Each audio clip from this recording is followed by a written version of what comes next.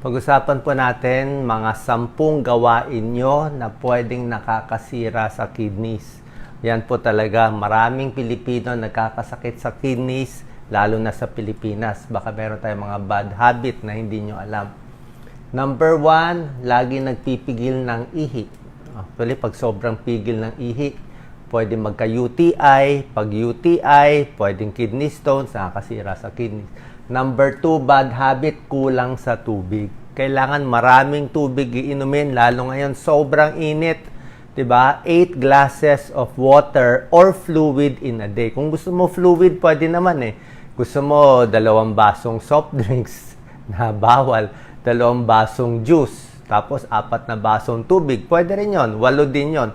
Pero mas preferred kasi ng mga nephrologist, kidney specialist, at least 8 basong tubig. Pero kung mainit, mas marami pa. Kung nagtatrabaho ka sa init ng araw, siguro 10 to 12 glasses of fluid in a day. Pero pag nasa aircon ka lang, baka mas konti, baka 5 baso lang pwede na. So, tubig talaga ang panglinis ng kidneys. Yan ang sasabihin ng kidney specialist. Kaya pagdating sa ospital, may kidney failure, suwero agad, tubig agad ibibigay. Baka 1 litro agad ibibigay sa inyo kasi nadidehydrate. Number 3, bad habit, sobrang alat ng pagkain natin. Adobo, mga pagkain sa labas, very salty, fried chicken, mga fast food, sobrang salty. Number 4, yung mga UTI na hindi ginagamot. Hinahayaan lang may UTI. Ito, umaakyat yung UTI, nakakasira ng kidneys. Number 5, sobrang protina. Actually, siguro sa mga mayayaman to, pag medyo high protein diet, puro karne, puro steak, puro laman, konti lang ang kanin, nakakasira. Ayaw ng kidneys ang maraming protein. Number 6, siyempre, unhealthy kinakain. Number 7, pain reliever. Lagi ko sinasabi sa inyo, pag mahilig kayo sa pain reliever, mefenamic acid, ibuprofen, paulit-ulit, lalo na yung tuloy-tuloy na pag-inom, konting sakit ng ulo, pain reliever agad. Paalam nyo muna sa doktor. Pag sinabi sa inyo na, doktor, 3 days lang inumin o 7 days pinakamarami, pag hindi nireseta ng doktor sa akin, kung matitiis nyo naman yung sakit, wag na lang uminom. Okay? Paalam nyo. Sabi yan ng mga kidney specialist, minsan, 1 araw lang, 2 araw lang uminom ng pain reliever, natsatsambahan, nasisira, nadadamage. Puwera dito, pain reliever, nakasira din ng tiyan, pwede rin magka-ulcer. Number 8, kung may high blood, may diabetes, kailangan may maintenance tayo. Pag hinayaan mo may high blood ka, may diabetes ka, ang number 1 na nagda-damage ng kidneys, number 1 cause of kidney failure, diabetes. Number 2 cause of kidney failure, high blood. Number 3, yung mga infection. Yan, sobra daming alak. Number 9, masamaan. Number 10, laging puyat, laging pagod. Paano malalaman kung may kidney disease? Ito po, meron tayong mga test. Sinecheck yung creatinine. Pag mataas na yung creatinine, may sira na yung kidneys. Meron pang mga test ginagawa ang doktor, pero mas malalim na ito, yung mga GFR, sinecheck nila yan. So, may stages ang kidney failure, kidney disease stage, 1, 2, 3, 4, 5. Pag wala pang sakit, wala tayo, stage 0. Pag stage 1 na, may damage na konti yan. Medyo nagloloko na yung kidneys. So, yan, medyo 90% pa ang gana ng kidneys mo. Nag-umpisa to, may high blood, may diabetes na pupunta dito. Pag humina pa kidneys mo, tuloy, hindi mo ginagamot yung high blood, hindi mo ginagamot diabetes, puro maalat kinakain. Ayan, bababa na yung lakas ng kidney mo, 60% na lang to 89%. Medyo masungit na siya. Ito, medyo ingat na tayo. Kasi palala to na palala eh. Pag stage 3 na, 30% na lang yung power ng kidneys mo, malapit na mag-dialysis to. Delikado po to. Pagdating dito, talagang konti na lang ang protein na kinakain, maraming gamot, hindi na pwede inumin, ayaw mo na umabot. Pag stage 4, magdadialysis na. Di ba? 4 and 5, magdadialysis na. Mahirap na mahabol dito.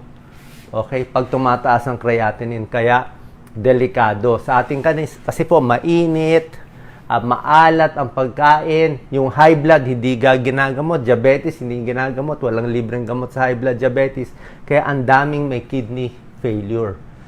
Sobra dami. Nagdadialysis sa Pilipinas, siguro baka 100,000 or more. So, pag tumaas na yung creatinine, nandito na tayo, paano natin ibababa?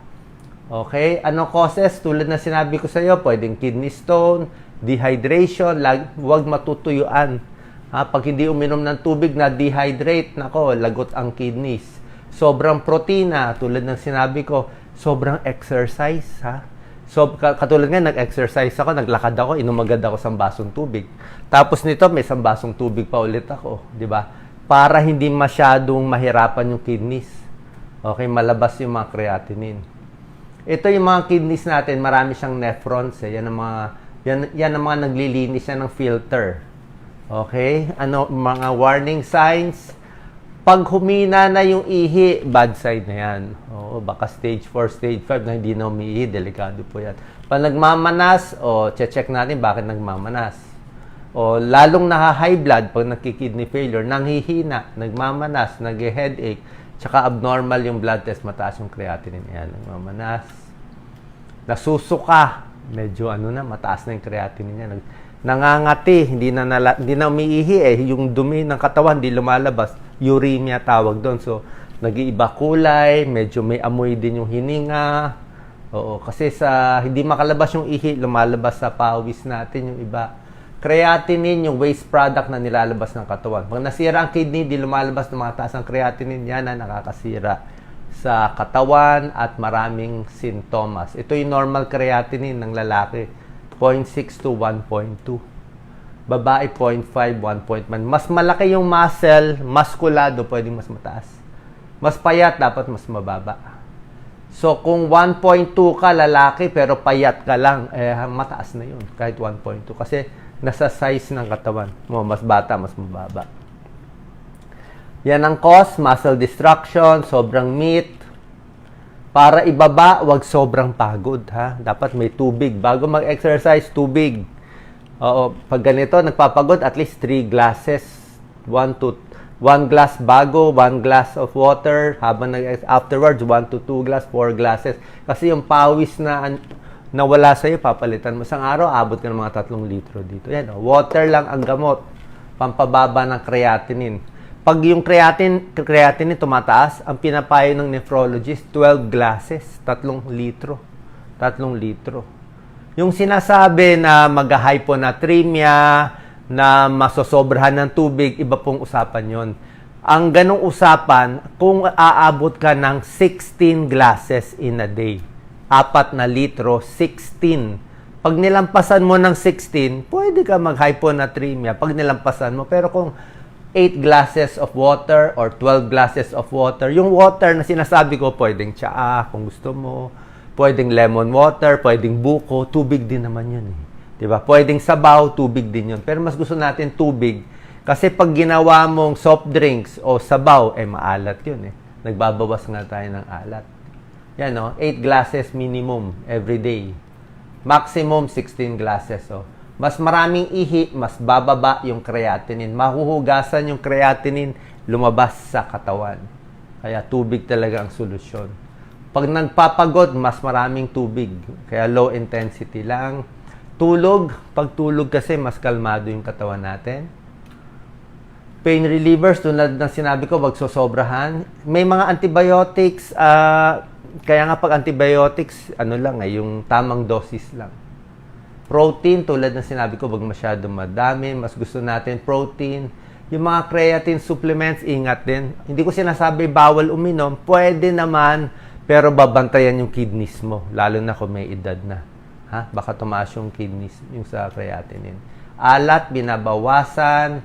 More gulay. Gulay, prutas, pwede. Yan talaga maganda sa kidneys.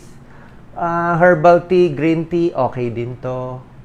Gamot sa diabetes, napakaganda. Para pag na-control yung diabetes, hindi masisira ang kidneys. Pag na-control yung high blood, mga amlodipine, maganda yan. Losartan, maganda yan. Mga captopril, enalapril, binibigay yan. Losartan, valsartan, pampababa ng creatinine. Pwede makababa, control or mababa yung creatinine. Yan ang pinakagamot natin. High blood na, para pa sa kidneys. Happy kidneys mo dyan. Okay, pero lahat ito dapat may reseta ng doktor. May binibigay nephrologist pag mataas na ang creatinine, itong ketosteril, pero sila na magbibigay sa inyo. Okay? So yan po, may blood test para malaman yung sakit at yung final option.